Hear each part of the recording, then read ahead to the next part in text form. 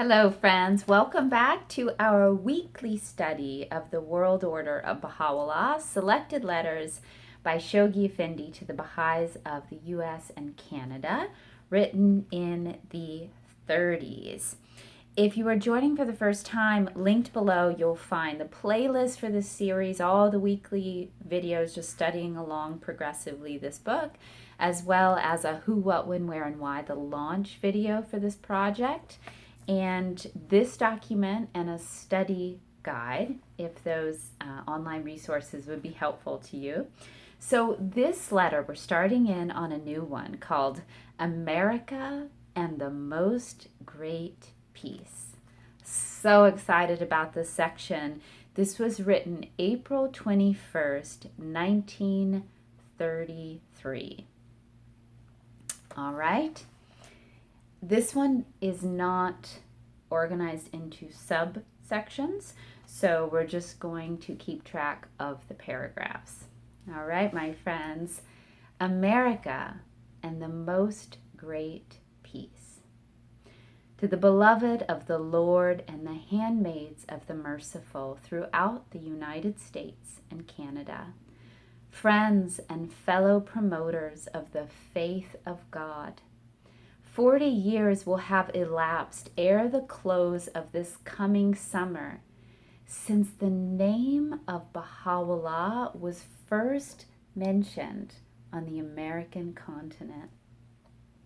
Strange indeed must appear to every observer pondering in his heart the significance of so great a landmark in the spiritual history of the great American Republic, the circumstances which have attended this first public reference to the author of our beloved faith. Stranger still must seem the associations which the brief words uttered on that historic occasion must have evoked in the minds of those who heard them. And we'll be getting into that. Of pomp and circumstance, of any manifestation of public rejoicing or of popular applause, there were none to greet this first intimation.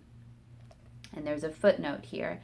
It was in an address by Dr. Henry H. Jessup at the Parliament of Religions at the Columbian Exposition, Chicago, 1893.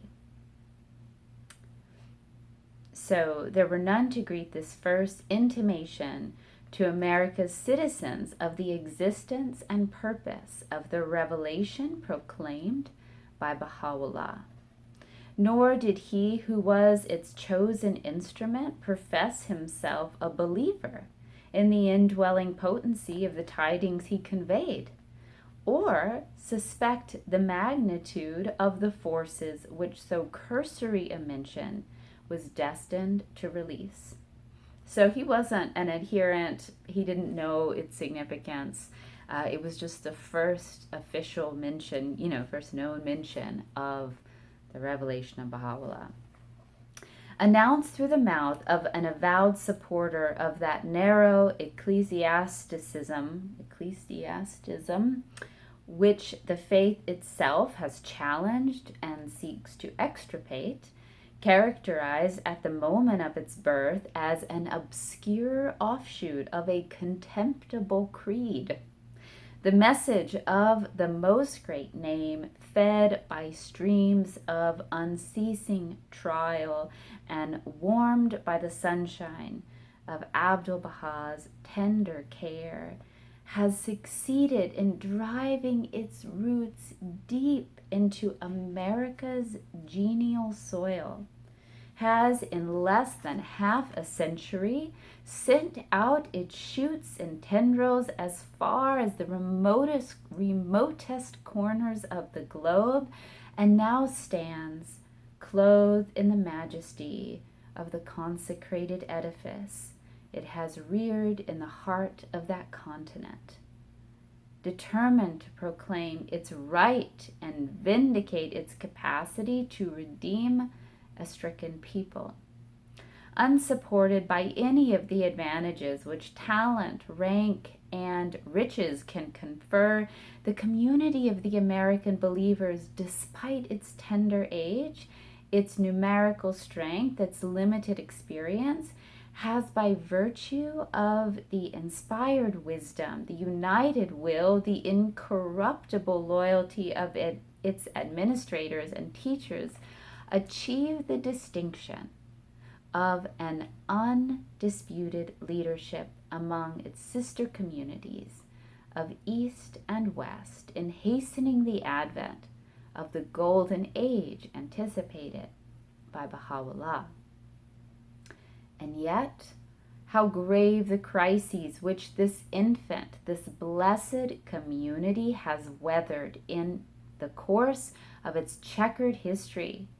How slow and painful the process that gradually brought it forth from the obscurity of unmitigated neglect to the broad daylight of public recognition.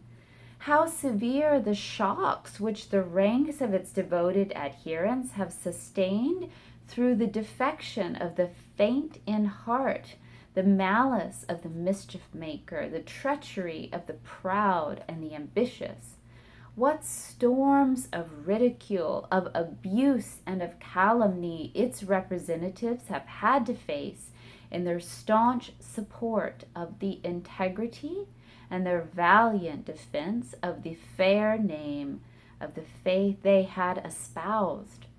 How persistent the vicissitudes and disconcerting the reverses with which its privileged members, young and old alike, individually and collectively, have had to contend in their heroic endeavors to scale the heights which a loving master had summoned them to attain.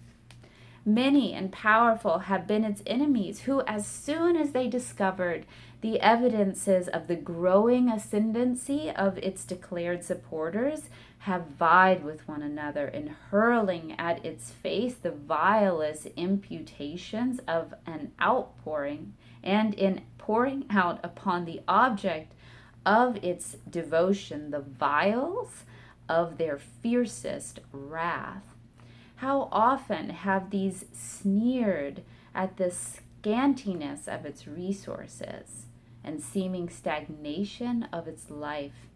How bitterly they ridiculed its origins and, misconceiving its purpose, dismissed it as a useless appendage of an expiring creed. God. Have they not, in their written attacks, stigmatized the heroic person of the forerunner of so holy a revelation as a coward recanter, a perverted apostate, and denounced the entire range of his voluminous writings as the idle chatter of a thoughtless man? It's kind of hard to read, you guys.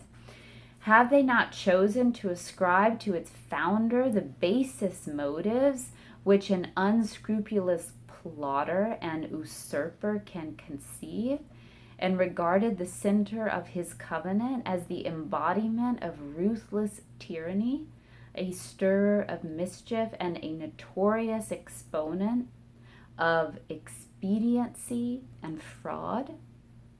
Its world-unifying principles, these impotent enemies of a steadily rising faith, have time and again denounced as fundamentally defective, have pronounced its all-embracing program as utterly fantastic, and regarded its vision of the future as chimerical and positively deceitful. Fundamental verities that constitute its doctrine, its foolish ill-wishers have represented as a cloak of idle dogma.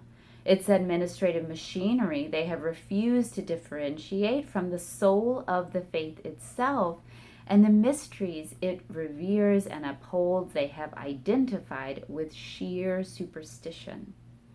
The principle of unification which it advocates and which it stands identified, they have misconceived as a shallow attempt at uniformity. Its repeated assertions of the reality of supernatural agencies they have condemned as a vain belief in magic, and the glory of its idealism they have rejected as mere utopia. Some of these sound familiar, you guys? Every process of purification whereby an inscrutable wisdom chose from time to time to purge the body of his chosen followers of the defilement of the undesirable and the unworthy, these victims of an unrelenting jealousy have hailed as a symptom of the invading forces of schism, which were soon to sap its strength, vitiate its vitality, and complete its ruin. Ooh, all right, my friends. You know that Chogi Effendi is setting us up for something, right? So come back next week, 2 o'clock Central Standard Time on Friday, to pick up where we are leaving off. That was the end of paragraph 5 in the letter America and the Most Great Peace. Friends, please remember to subscribe to this channel and let others know about it. Like this video if you did. It helps other people find it. Feel free to comment. We get some good conversations going on down there. And if you would like to support this channel in any way, those are some ways to like it, to share, to subscribe. And linked below, I also have my Patreon community if you would like to support me in a practical sense. Patreon is like it's a crowdfunding type thing, but it's ongoing so that you can support the work of creators that you believe in and think are making a difference.